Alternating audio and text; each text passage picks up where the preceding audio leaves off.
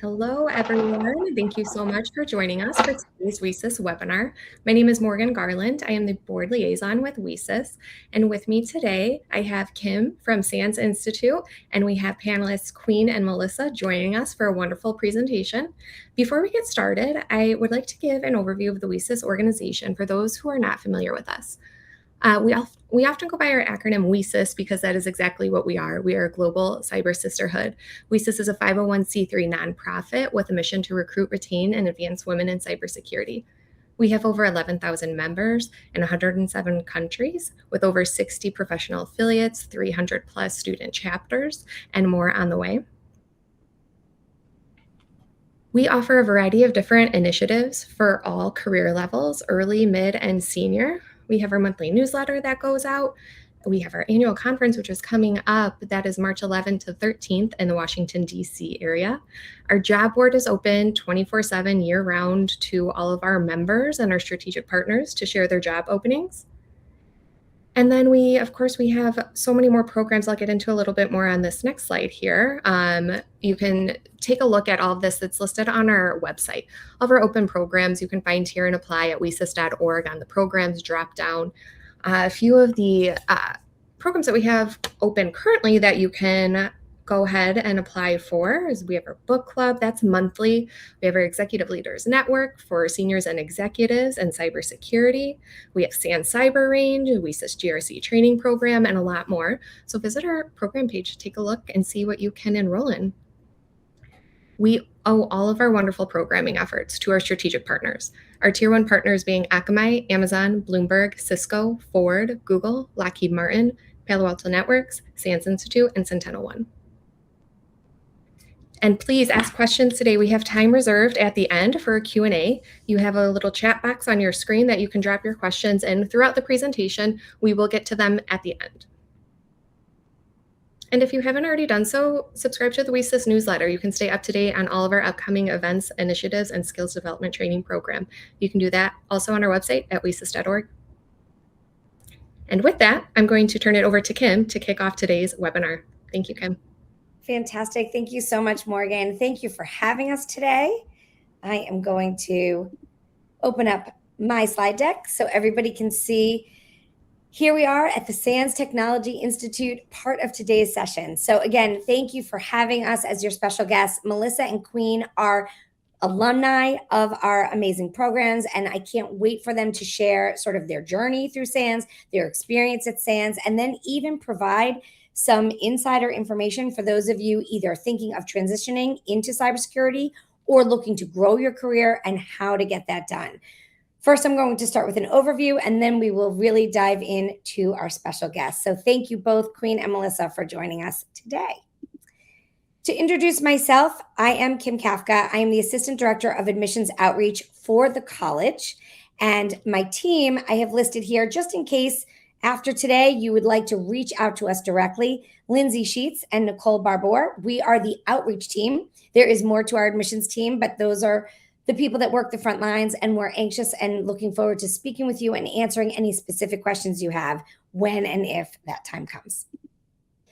I want to start off by explaining a little bit about who we are. For those of you that may be familiar with SANS, that's terrific. For those of you that aren't, hopefully you will get to be familiar. We are leaders in cybersecurity. SANS has been around for a very long time, and the only thing we do is cyber, and we truly do it, I'd like to say, and think the best. We are the best of the best. The thing that differentiates SANS Technology Institute from our parent company, which is SANS Institute, is the fact that we are a higher education institution, thus the SANS.edu. I like to refer to the two entities sometimes simply by their URLs. SANS.org is our parent company where you can enter into a training course.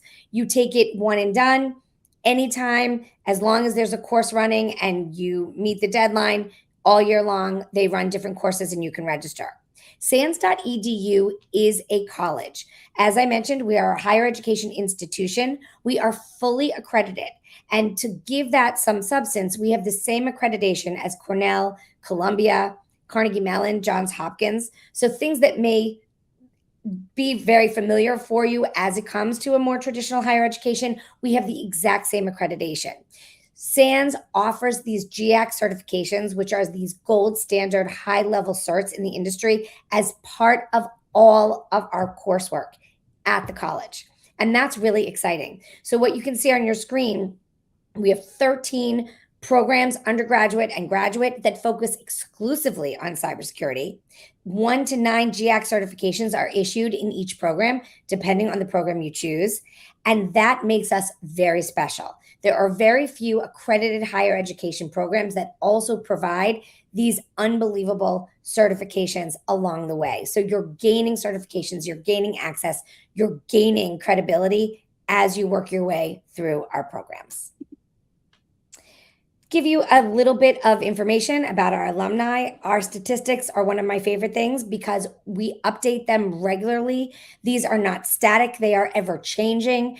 Our Career Center does an incredible job of following our students.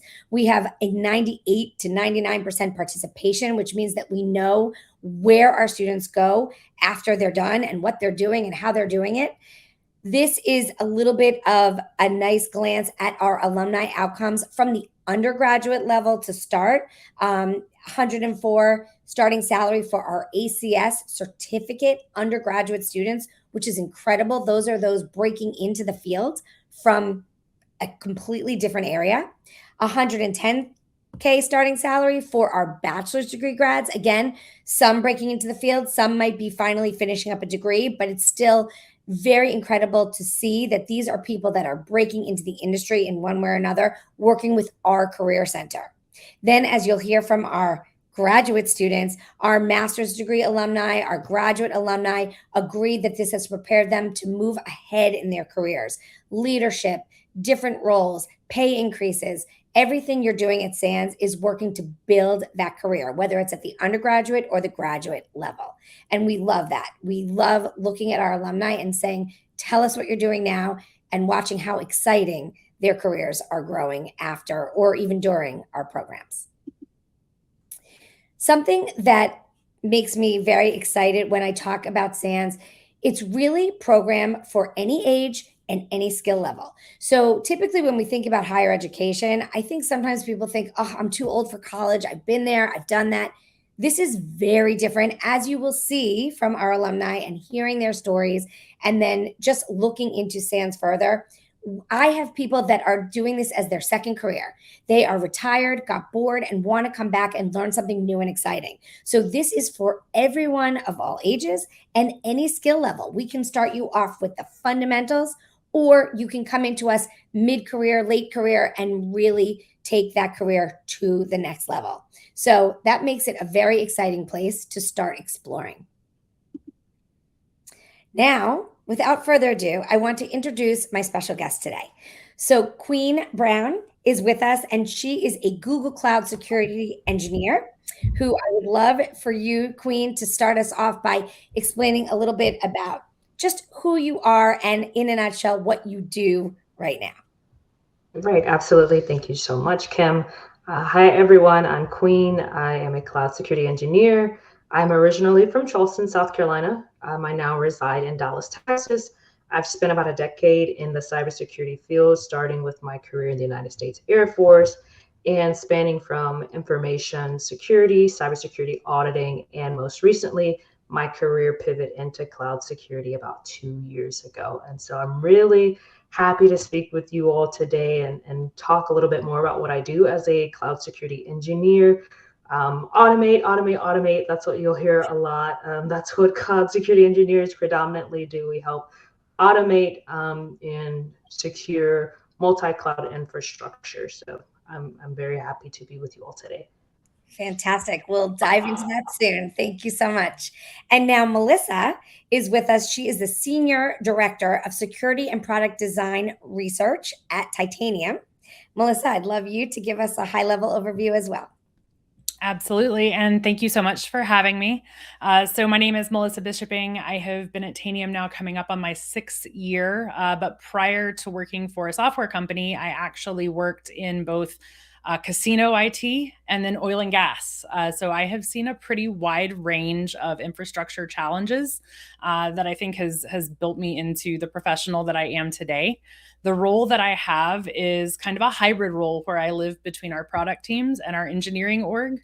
I look at emerging threats, I look at attack trends and techniques, and I help guide not only like our immediate content that our customers use to solve security challenges, but also how do we as a security software build better capabilities, and that for me is some of the most gratifying work. Like, you want to talk about being able to scale the impact of your work. Working for a vendor has given me a very unique perspective on that. And as it mentions on the slide, I'm a career changer. I actually didn't come into technology until I was almost 30. And I've worked in retail, I've worked as a travel agent. I have a whole lot of experience that gave me kind of some empathy for the end users of the technology stack that we support today, and colored the way I got here. Very exciting. Well, with that, I'll actually start with you then, Melissa, because what I wanted to hear from you to begin with, your career journey has been pretty unique. It's taken you from IT and psychology to endpoint security research. So what inspired the transition at 30 years old to take this on and start doing this? Absolutely. So my first bachelor's degree was a psych degree, and I thought for a long time that I really wanted to go into research psychology. I was fascinated by doing stats. And then I realized that I didn't actually want to work for a university. I didn't want to go tenure track. I didn't want I didn't want to have to teach. I wanted to do cool research. So you could say that what became my career in security research was probably those indicators were there very early on. But I got my psych degree and wasn't really sure what to do with it. I worked a variety of different positions before a friend of mine said, you've got a personality that would make you a really great IT project manager. Didn't know the first thing about the PMP at the time, had never done any work in IT. So I went back and got a second bachelor's in IT. And it was during a security class, my first semester back at college, that I was like, this is the stuff that makes my heart beat a little bit faster. This gets me. And I was hooked. I started playing CTFs and I just ran with it from there. So I took this scenic route into the industry that was a combination of following, when a mentor tells you you've got a knack for this, you should look into it. Mm-hmm. And then pulling on what really got me excited about the work. That's amazing that you can take that journey and get to where you are now. So I will say, like, the psych degree, though, there's a lot of psychology and security. So I ended up using it more than I thought I would. That's amazing. It is amazing how you can tie different backgrounds into this whole wonderful field of security that we're in. So Queen, let's talk about your journey. Your path began in the U.S. Air Force as an intelligence analyst. So how did that experience shape your perspective on cyber and influence your career goals? So to be honest, I didn't really understand or fully grasp the concept of cybersecurity as a career field before joining the Air Force. My role as an intelligence analyst was very focused on, of course, national security, but it was through those lenses that I really began to see how digital infrastructure is the backbone of modern safety. And so for me, protecting data wasn't just a simple task, it was a mission critical necessity. And so that realization is what ultimately kind of shifted my focus toward the cyber domain. But I had absolutely no idea everything that cybersecurity would entail when I first took on the job as intelligence analyst. My recruiter just said, hey, this is going to be a really good job. I thought I'd sit in a dark room in a skiff for hours, which I actually did. But I didn't really understand the magnitude of it until I actually started doing the job. And I realized how important it was to understand securing our national infrastructure. And how long were you in that type of role? I was an intelligence analyst for about 4 years, and I moved over into cybersecurity during my last what we would call duty station, and I worked at NSA Texas. And so that's when I got really hands-on with cybersecurity, and I had decided to get my master's degree in cybersecurity technology. Well, this actually, I'm going to continue on this thread with you, Queen, because what made you consider cyber from the education point of view? Now, here you are, you're in it. So now it's it sounds like you wanted to take it to the next level. So where was the deciding factor there? And how did SANS.edu fit into that transition plan? So while I was in the military, I completed both, like I mentioned, my bachelor's and master's degree.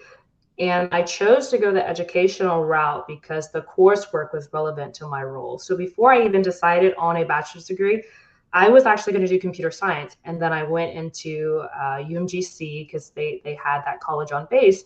And they told me how much math was involved. And I said, oh, no, I do not want to do that. And so the cybersecurity degree was actually the closest thing also to what I was doing every day.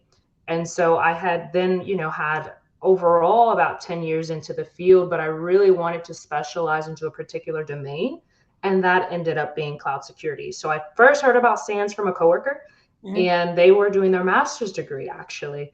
And so after researching various programs, SANS obviously has the stellar industry reputation, but it also had the specific graduate certificate in cloud security, as well as the flexibility of the coursework that kind of drew me into go the SANS.edu route. Fabulous. And then Melissa, how did your diverse background, as we explained it earlier, influence your approach to the cybersecurity education that you wound up pursuing? And why the master's degree? Which is nice that you both come from a different, perspective, because Queen, just to let the audience remember, Queen did a graduate certificate program and Melissa is a master's degree candidate or graduate. Yeah. So, when we talk about higher education, I think a lot of programs, especially the ones that are highly respected in our industry, really tailor themselves towards traditional students. And I'm talking people who are under the age of 25, probably not married, no kids, not yet full-time in the workforce. And so there are some great programs out there that I did look at, and my husband and I talked about it at length, that would have required me to relocate across the country. My husband is active duty military, so I am limited. It was, do I want to choose the best program where I might have to go live in an apartment by myself during the school year? Or do I want to look for something that's going to work with us where we were stationed at the time? This was also during COVID, was when I happened to start my degree and move cross country and start a new job within the same 30 days, all during the first COVID summer. That was fun. But I think when I really sat down and looked at it, yes, there are some great brick and mortar schools. However, my life, I have a child. I was already a working professional. I'm a military spouse. And all of those things combined, being able to continue to be near my family and advance my career in a way that wasn't just, hey, I'm not just checking a box. I don't just want to go through the motions. I actually want to build an educational foundation. SANS fit that because the reputation of the name SANS opens doors. We've talked about this before. I keep all of my certifications on the wall behind me so that when I log into a meeting, my credibility speaks for itself. And that was for me a big driving force in the choice. That's amazing. And just to show everybody that's watching today, right behind Melissa are her GIAC certifications. Look at that. And they continue on the wall that ran out of space corner as well. So it is pretty impressive that those have been all earned. And I'm sure, Queen, you must have them somewhere as well to show. Absolutely. So diving right in, Queen, you talked about your real world focus and kind of the relevance that SANS had for that. And that's why you pursued a specific entity, that being cloud security. Can you share examples of how kind of the practical emphasis in the coursework helped in your job, in searching for the job in information security that you wanted, and the cloud specific program? Yes. So I actually, although we have on their city, I just finished my tenure there, and I will be moving into a new role. And I can absolutely say that some of the hands-on skills, a lot of the hands-on skills that I gained at SANS.edu helped me take that leap. So as mentioned before, the practical emphasis of the SANS.edu program is really a secret weapon, in my opinion. In interviews, you aren't just being asked definitions, right? You're expected to solve problems and sometimes on the fly. So for example, during my interview, I was expected to understand how to secure a cloud environment while maintaining developer speed. And because of courses such as the DevSecOps automation course, which is my favorite course of the program, I didn't only have like the theoretical answer, but also the ability to walk through the specific nuances of IAM policies, explain how to use Terraform with security guardrails built in. So SANS really does help you move past the I've read this stage into the I've built this stage. And that prepares you to speak more fluently about container security and automated threat detections because you're actually configuring these tools in the labs. Wow, that's amazing. And would you say that doing that in the program allowed you first day on the job to sort of say, okay, I can speak to it, but I can also actually sit down at a brand new desk and make it happen? Absolutely. So a lot of the skills I did not learn when I first joined the job, I learned through the SANS.edu Cloud Security Graduate Certificate Program that enabled me to come on. And I think that played a huge role in why I was actually hired. I could actually start from day one.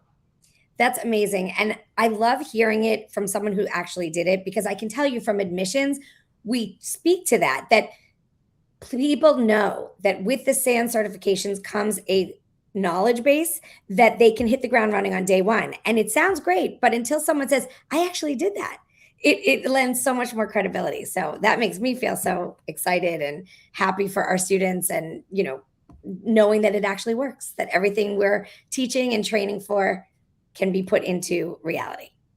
So, Melissa, on that vein as well, can you give us an example of where some real world relevance through the curriculum stood out for you as it compared to kind of maybe other programs you looked at? Because you were saying you looked at a lot, and then specifically how it made a difference as you worked your way through the program. Absolutely. Within any sort of higher education program, one of the biggest complaints is like textbooks get outdated fast, like the curriculum can get outdated very quickly, and some organizations update faster than others. I think we've modernized a lot of programs where they're using ebooks more often now, which makes it easier to get the versions. But SANS does take a very different approach. And I mean, like, the content that these course authors are putting in is updated on a very regular basis, and you'll be taking a class with case studies that are relevant to something that happened in the last 6 to 12 months.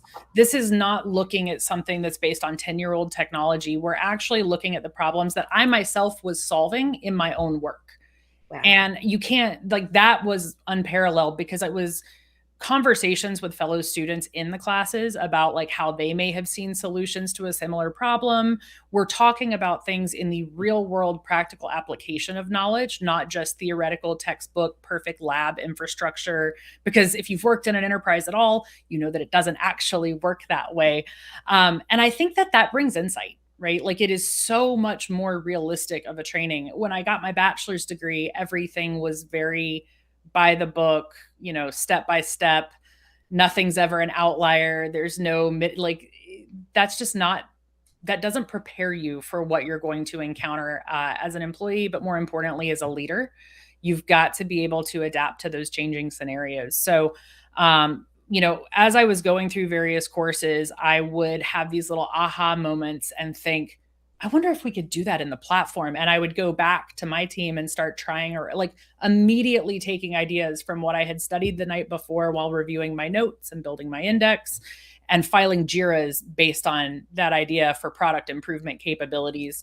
I mentioned before, like, you get to scale those efforts. So for me, that was scaling the value of that knowledge gained. That's amazing. And for the audience, just to understand, at the graduate level, so for Melissa and Queen, you do need to come in with experience underneath you. And part of the reason is that you are expected, or it is the hope, that you will take what you learn in the classroom and apply it the very next day to your real work environment. And as Melissa, you just described, that's exactly what you were doing. And that is, at the graduate level, the expectation in that program. Now, for those of you that may not be there yet, that's okay. That's why we have the undergraduate programs as well. So just wanted to point that out, because that's an aha moment for me too. Okay, so Queen, talk a little bit, if you would, about the flexibility of the program that you worked within. Now, the graduate certificates are known for their flexibility, even a little bit more so than our master's degree. So can you talk about the balance that you maintained between your professional and your real life, experiences and balancing school all the while? Yep. So flexibility was really essential to my learning experience. Like Melissa, I'm also married. And so I was looking for a program that I did not have to be in person because I had a full-time job already. And so I had the opportunity to experience the on-demand as well as the 5-day intensive live format. And so the 5-day intensive live format option was great when my employer allowed me a week to focus on training. But of course, that isn't always feasible. So having the option to take the class on demand at my own pace and really when convenient for me was great. It allowed me to train, learn, and upskill really without having to compromise family or professional commitment. And so I really could tailor my learning pace to what was best for me at the time, which ensured that I was actually able to absorb the material rather than just rushing through it to meet that deadline. That's wonderful. And how long did it take you in total? Oh, in total, I think it took me maybe a year Okay. or less. I had about 6 courses that I had to take. And so the great thing again about the flexibility is you can do it in the 30 days, you can do it sooner. It just depends on your life at the moment. And so that was the great benefit of it. And just for the audience's awareness, that is very quick and very ambitious. So I am not surprised at all, but good for you. A lot of our students take anywhere from 15 to 18 months with that kind of curriculum, and some go the 24 to 30 months. So rock star that you are, I'm not surprised, but that is a highly ambitious curriculum. And I'm glad you were still able to maintain a balance, because that's pretty amazing. Okay, now Melissa, I want to shift a little bit. You mentioned when you were in classes, sort of working with people that were also in the class with you, talking to different people in the industry. Can you tell me how networking influenced your career, how it helped you in the program, any connections that you made? Did this contribute to sort of the forward motion of your career to date? Absolutely. I don't, I think we all are aware that, especially in the job market that we're facing today, you can sit there and apply to hundreds and hundreds of jobs, but what's most important for you to land your next role is having that referral or having someone make a warm introduction to a hiring manager. And so you being surrounded by people in these courses that are actively employed in the field with you or breaking into the field themselves, like you're building this network of people that are going to I am literally, it's almost a joke at work of like, well, if Melissa doesn't know, she knows someone who knows. I can call someone at almost any company in the world and have at least one degree of connection there. And that's incredible, not just for me, but for the people that I'm able to also support opening the doors for. My experience at SANS, I have 2 people that I actually got recruited into the company I work for, but I've also made countless other introductions as people have changed positions or been looking for new opportunities. I was on, I believe it was the first year we did it. I competed several years in a row with the Capture the Flag team.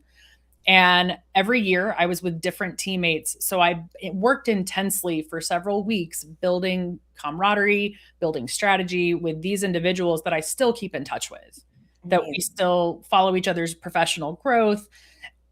Those are the people that are going to help you get your next job.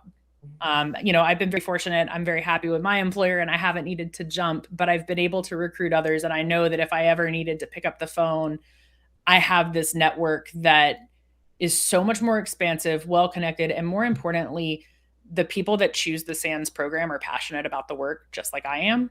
And so they know how important it is.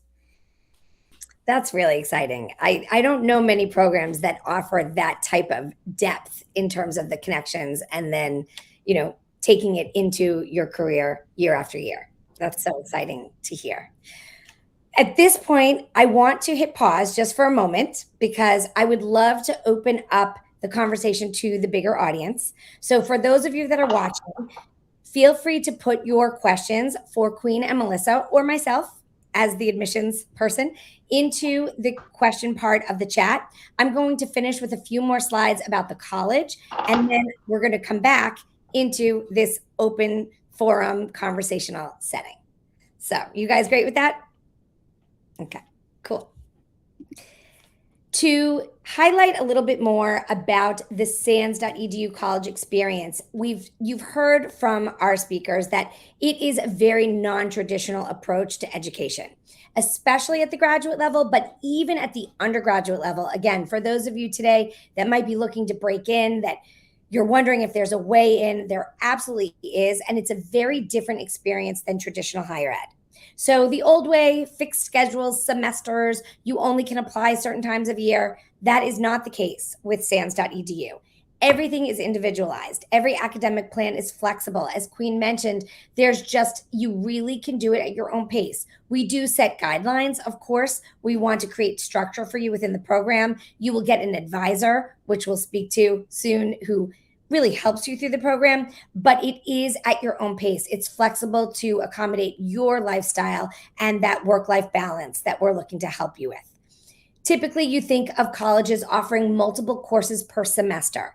We only offer one course at a time. It doesn't matter whether you're in our undergraduate program or our master's degree program. It is one course at a time. The information is deep. We want you to learn it. We want you to learn it well, and then move into the next class. The nice part about this is you can go as quickly as you want. If you have got this and you have the time, you can get through it, pass that GIAC certification, move right into your next class. If you need to take the full 90 days that you're given per class, great, you can do that too.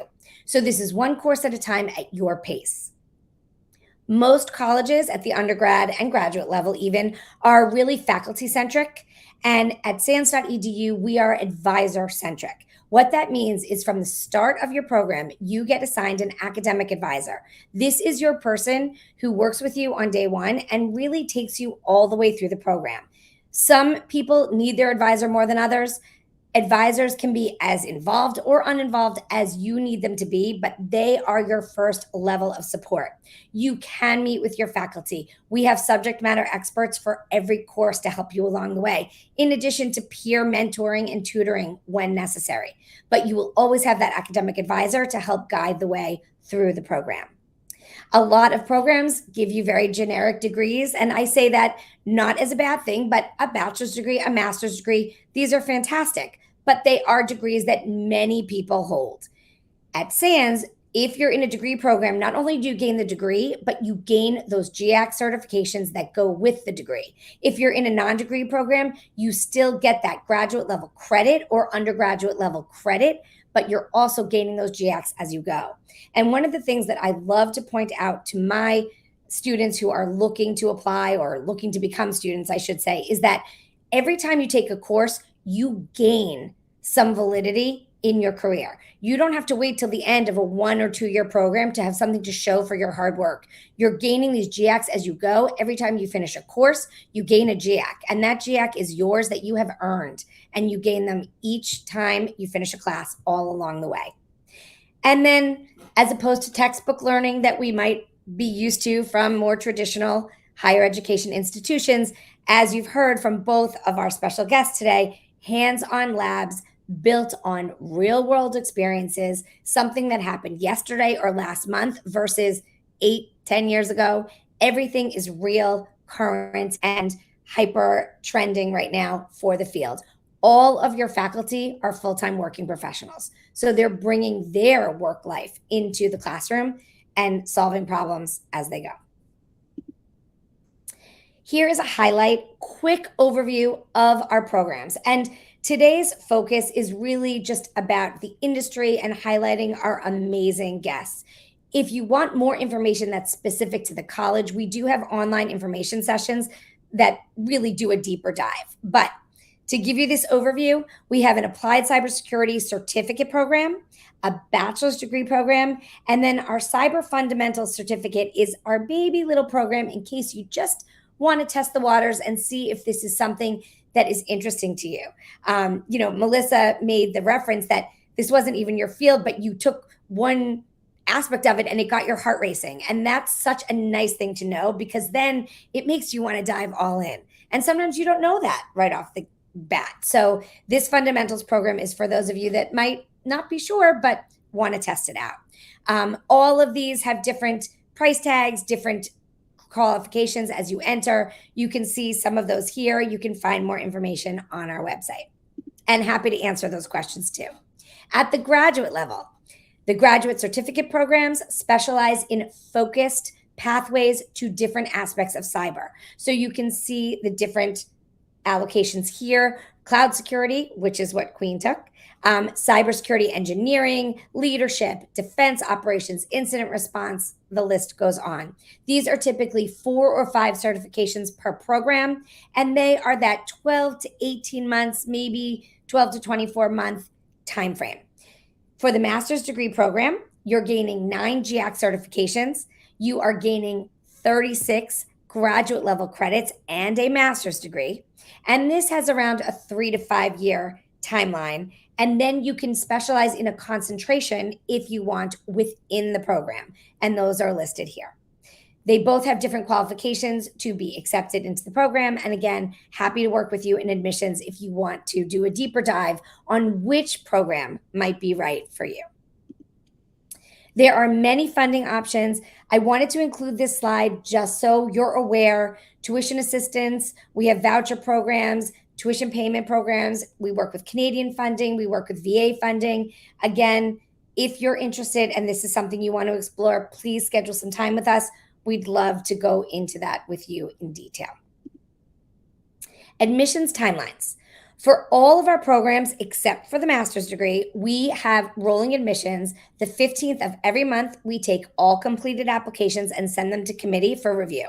So any of our programs, graduate certificate, all the way down to cyber fundamentals, you can apply by the 15th of any month and be accepted 30 days later and start the program soon after that. For the master's degree program, it's quarterly deadlines. So February 1st, May 1st, August 1st, and November 1st. All of these programs do require an application. The application differs from program to program in terms of what's expected of you. And all of it can be found, again, on our website. Okay, so that brings us back to the fun part of today, which is, again, highlighting my unbelievable alumni and special guests. I am going to moderate the chat. So I'm going to be reading questions that have come in from the audience. I'm going to maybe assign them or ask you both, and we'll go from there. Please continue to keep putting them in, and we'll get to as many as we can with the time that we have left. So the first question in the chat: how can someone that is new get experience? I am pivoting and would love to hear what would be helpful. Great question. Melissa, do you want to kick us off and have a go at this? Yeah. So, I ran into the same challenge, right? I actually could not get callbacks to get experience without experience, which I think is a familiar refrain for most of us in the industry. What changed for me was when I was getting my bachelor's degree. The second I was enrolled in a bachelor's program that was tech related, I was able to land an internship. But that wasn't security specific experience. I knew at that point I wanted to pivot.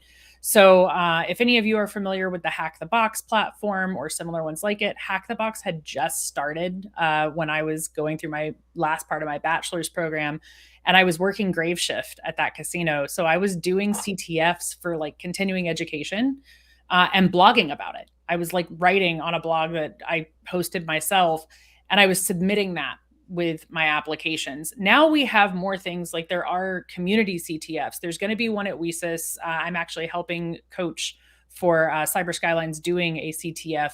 Go and get involved in those events. They're usually low cost or free. And that's a great way for you to demonstrate and learn practical hands-on experience, even if you don't have the job title yet. The other thing that I think, if you're pivoting into the career, is to find someone who at any level, I don't care if they're the executive level or if they're on the help desk, do those informational interviews with people, like build connections, find a local chapter for various tech organizations in your area and go. Yes, you're going to be nervous. Yes, you don't know anybody, but you're going to get over it because you're dealing with the rest of your life and you're building a career. So go and just start having that outreach, because that makes a huge difference. Great advice. Queen, is there anything that you wanted to add to that? Any ideas that come across your mind? So I'm very much in align with Melissa's answer. Networking, and establishing those relationships. Don't be afraid to reach out. For me, I would message individuals on LinkedIn and say, hey, my name is so and so. This is what I want to do. I see that you're in this particular career field. Do you mind telling me more about it? I didn't start off saying, can you get me the job? Because that's not always receptive, but definitely just gaining the information from those that are in the field. Likewise, when I was specifically trying to pivot into not cybersecurity, excuse me, cloud security, I would do like Google Cloud Skills Boost. I would do Udemy courses that are, that go on sale and they're like $8. And so I would do those different things that enabled me to learn and really show that initiative to an employer when I did interview. Hey, I don't have the actual experience, but I'm trying. I want to learn. I'm hungry. And that really showcased my ability to take the initiative without having the actual title or the role yet. Fantastic. Thank you both. The next question is, I am a career changer from finance and hoping to get into cyber. So can anyone guide me on which course to start with? And that is just something that, I can certainly, from an admissions point of view, do either of you, based on your careers and your knowledge of the coursework, have any advice for someone taking this new leap? Where should they begin?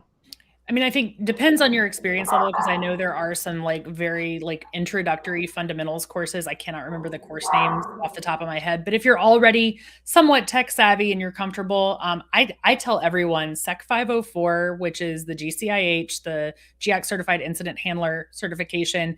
The course name is Hacker Tools Techniques. I can't. Again, I'd have to look it up.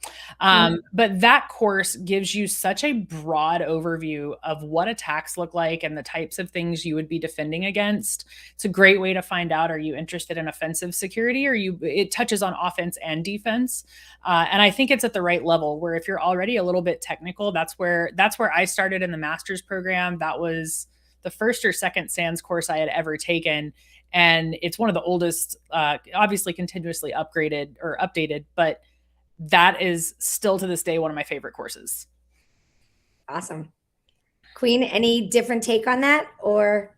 So because I did the cloud security specific one, mine was kind of already specific. And so it wasn't as broad. Well, from a cloud security perspective, it was. And I think that's the first class. It's like a core class that you have to take. I also don't remember the name, but it really introduces you to AWS, Azure, and Google Cloud from a broad perspective and the different attack mechanisms and just the differences in between the cloud platforms. So if cloud security is something you're really interested in, I would start with that class. I think you kind of have to start with that class for that reason. You do. Yes. And I was just going to follow up by saying that for anyone interested in any of the programs, if you're just looking to take a single course, and again, test the waters, see if you're interested, you can absolutely do that at the college. And I would recommend taking the first course in any of the programs that you're interested in. You do have to take them in order, and they are designed that way. They're designed to build on one another. So I typically recommend GFACT or GSEC for my real early beginners. But if someone is looking to break into cloud from a totally different aspect of cyber, take the first course in the program. See if you like it. That's a great lead in. And that leads us to this next question, which I wanted to address. The question is, this person holds a master's degree in healthcare, so already has a master's. They are CompTIA certified in cyber. Terrific. And they're asking if the master's degree accepts learners with undergrad degrees in fields other than tech. So what I wanted to address here is the fact that we do not take anyone into our graduate school that doesn't have at least 1 year of full-time professional experience in cybersecurity. Now, that's important to know because you're jumping into the deep end of the pool when you go at the graduate level. They're expecting a certain level of knowledge, and much like our guests have explained, they're expecting you to learn it, take it back to your company, then see what's going on in your everyday job, take it back into the classroom. It's a different type of learning at the graduate level. For someone like yourself, this question holder, We recommend starting. We would never want you to get another degree. It's not necessary at the bachelor's degree level or the master's for that matter. But if you want to break into cyber, come into the Applied Cybersecurity Certificate Program. It is for cyber transitioners. I have many students with master's degrees in this program. They come in, you get your foundational coursework in the GFACT, and then you take GSEC, GCIH, and an elective. That might sound like Greek to you right now, but you'll notice that these are GAC certifications that I'm referencing, and they will help you launch your career. Those 3 courses that I just mentioned are part of our graduate school anyway. So I always want to make the distinction. It's not a step backwards. It's a step into cybersecurity. You're gaining your footing. You're understanding foundation. You're filling any holes in the knowledge that you've already obtained through something like a CompTIA. And then you're flying into cyber at a graduate level from there. And then you can always take those courses and push them upwards into the graduate school once you have a job. The best part about this is that we will then help you from a career perspective break into that field. At the graduate level, our graduates are working. They're working professionals. We want them to get promotions and raises and new roles and new opportunities, but they don't need us to help break them into the field. Undergraduate, you will work with our career center to help you do just that.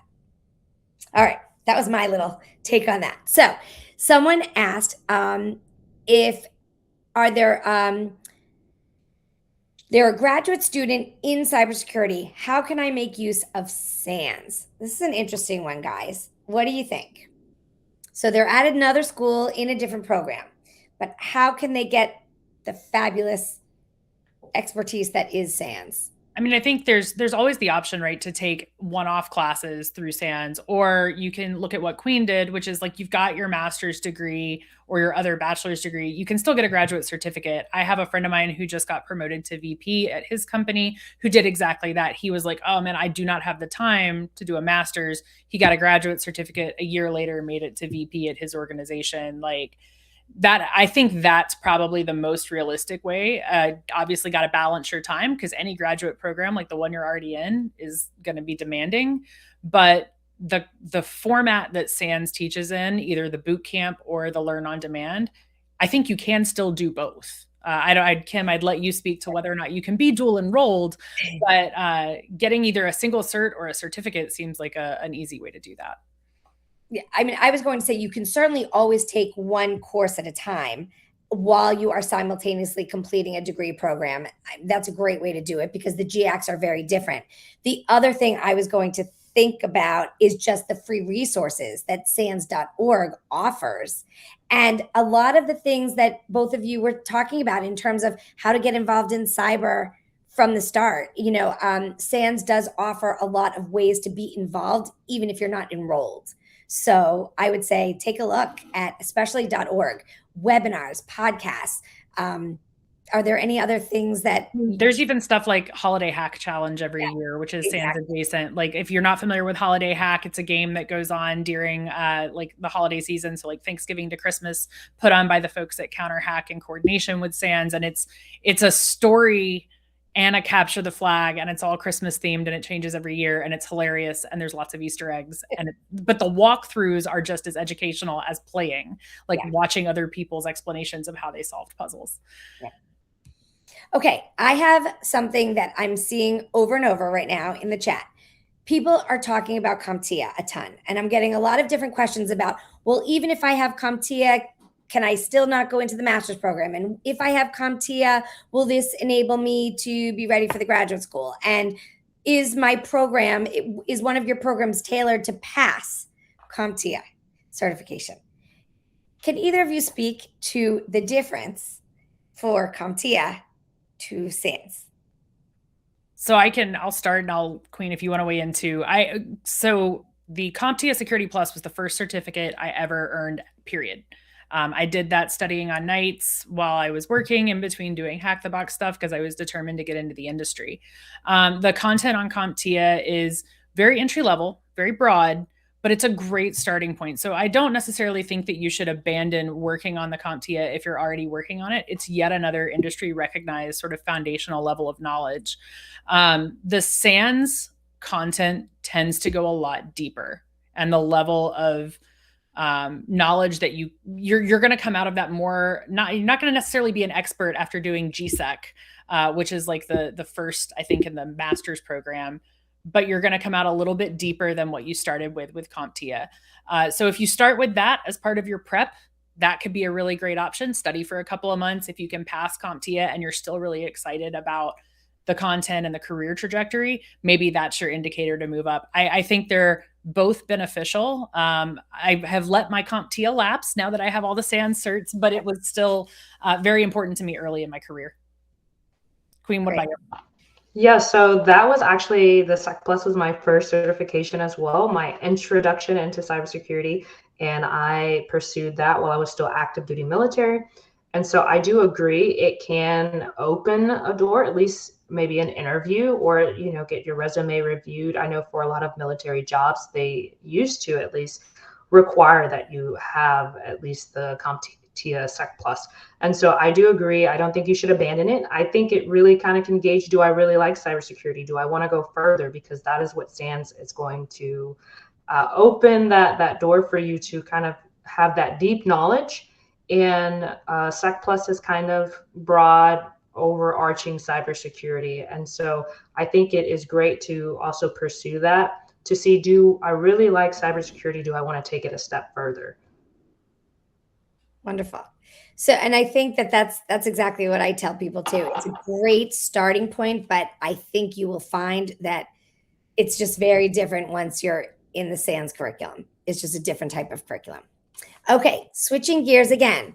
This was a question that came in, and I want to ask both of you. The question is, what is your biggest takeaway when nurturing and engaging with your network you've established kind of ongoing? So I think that was the way the question was posed. But basically, as you're nurturing, engaging your network, what's the biggest takeaway? What's, I guess, the biggest advantage? Maybe the thing that you're learning the most, the thing that you're seeing the most? I think for me, it's been really watching how we all kind of started in this same curriculum, right? Like very many of us were on the same kind of path, and watching all of us sprawl out into different specialties. Like some people went cloud, some people went AI and machine learning, some people went into threat intel. It really does open your eyes to the fact that there is no single linear path into cybersecurity leadership and growth. You can pivot. I know people that started as technical hands-on keyboard, like deep dive experts, who then decided, you know what, I really want to be a sales engineer because I enjoy solving problems for the business. And like they're making more money now doing sales engineering and really enjoying it versus they were writing code, or they were like doing. So that happens. And I think being open to the idea that you can pivot around in your journey and explore the space, as they say, is really freeing. You don't feel like you're stuck and locked in of, if I don't make this exact promotion with this exact job title, my career's over. Cyber is a vast landscape, and it's getting bigger with the technological advances we're seeing. There's a place for everybody. Amazing. I'm sorry. I was going to say, I feel the exact same way. As Melissa stated, right, there is no one size fit all, right? There's, as she mentioned, cybersecurity is very vast, and what you may like may be different than what someone else is. So anytime someone comes and asks me, well, what should I do? It's really dependent on what you like. And so even when I was trying to figure out where to go in my career, I didn't feel like I was really getting the fulfillment until I switched to cloud security. I felt like Cinderella that had finally found her shoe. And I was like, oh, I love this. But I had been missing that. And so even when I pivoted to engineering, I realized, oh man, I really missed the consulting part. And so if you're ever learning and growing, even as the industry continues to evolve, to figure out what do I really like, what do I really enjoy? And that changes. As you grow and mature in your career, that can easily change. One minute you could love coding, the next you could say, I want to interface with customers, I want to solve customer problems. And so I would say, as she mentioned, to have an open mind. Don't pigeonhole yourself unless you're really gung-ho on something, but continue to have an open mind. Wonderful. Okay, here's another one. I'm going to throw this one out to you, Queen. For those considering a graduate certificate, like you did at SANS.edu, what should I know before I begin?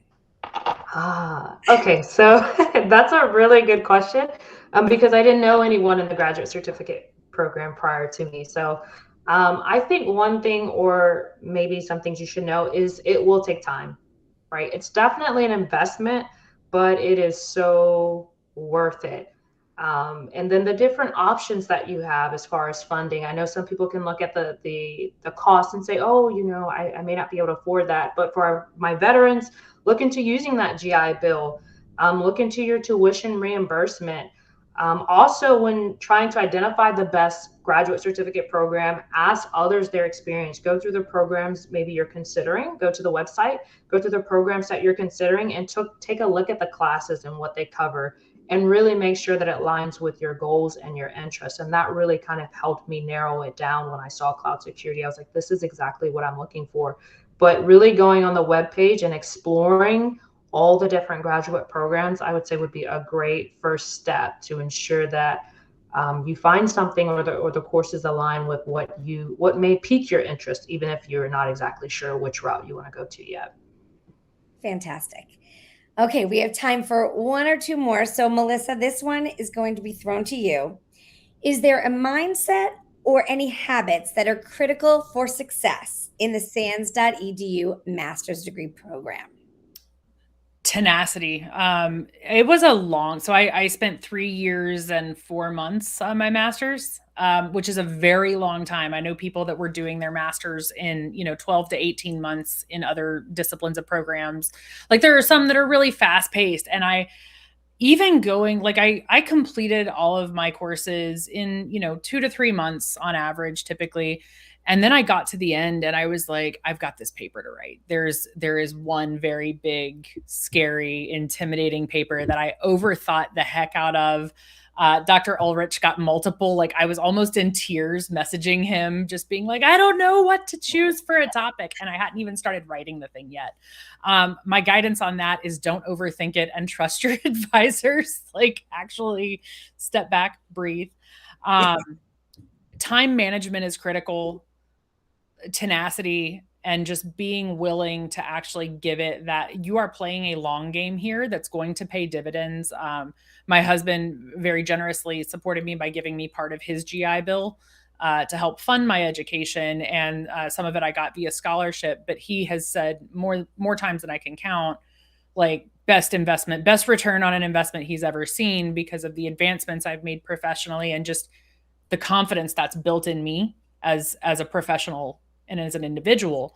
But to get there took 3.5 years of studying after work, taking my textbooks with me on work trips, constantly having an MP3 playing, like in the car or on the treadmill, listening to lecture material.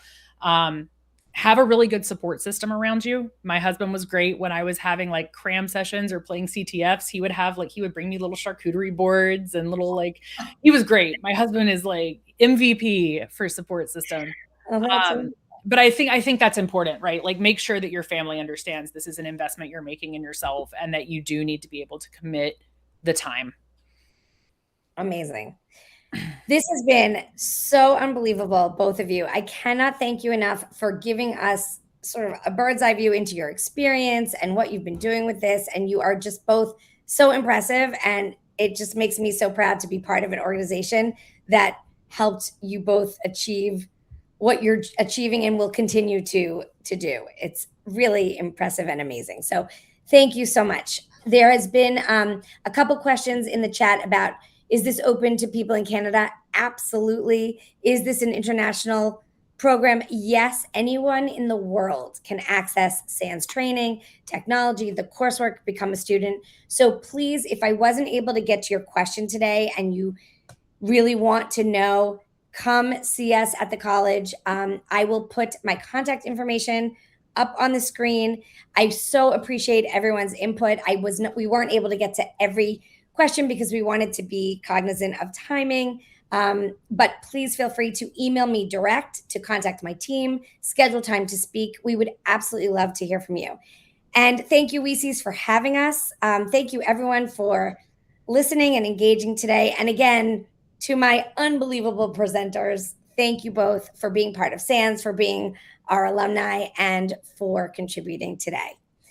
Appreciate everyone. Have a wonderful afternoon.